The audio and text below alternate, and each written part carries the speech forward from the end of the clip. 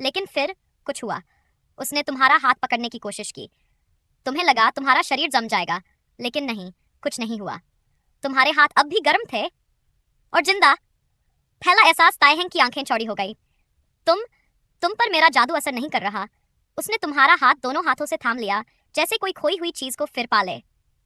तुम अलग हो। तुम्हारा दिल तेज धड़कने लगा। तुमने अपने होंठ खोले कुछ कहने के लिए, लेकिन शब्द नहीं निकले। उसकी आंखों में कुछ था, उम्मीद, डर और शायद प्रेम। काले साए की दस्तक। लेकिन जैसे ही वो क्षण ठहरने लगता है, हवा कांप जाती है, महल की दीवारें थरथराने लगती हैं। वो आ गया।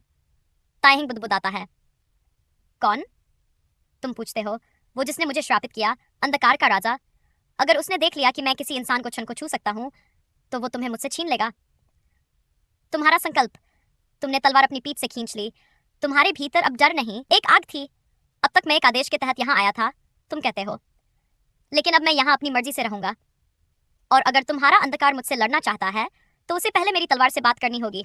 अब पहली बार ताइहेंग तुम्हें ऐसे देखता है, जैसे उसने खुद को फिर से खोज लिया हो। लेकिन खतरा करीब है। तुम्हें उसकी रक्षा करनी है, और शायद उसके दिल की भी। जब सब कुछ कांप उठा, महल की दीवारें कांपने लगी थीं। हवा एकाएक भारी हो गई थी, जैसे उसमें कोई दबी हुई चीख शामिल हो। ताइहेंग पीछे हट गया। उसकी आंखें नीली से काली होने लगीं। वो आ गया, वो फुसफुसाया। उसका नाम कोई नहीं लेता, लेकिन वो हर छाया में जिंदा रहता है। तुमने तलवार कसकर पकड़ी। जो भी हो, मैं तुम्हारे सामने खड़ा रहूंगा।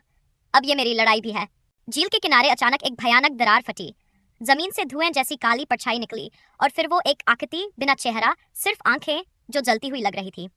राजकुमार, उस परछाई की आवाज हजारों जुबानों से निकली एक साथ। तू फिर एक इंसान के पीछे पिघल रहा है। मैं उसे नहीं छोड़ूंगा, ताइहिंग बोला। न अब, न कभी।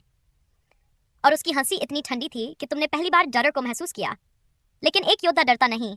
अगर वो तुझे छू सकता है, परछाई गर्जी, तो उसे भी श्राप का हिस्सा बनना होगा।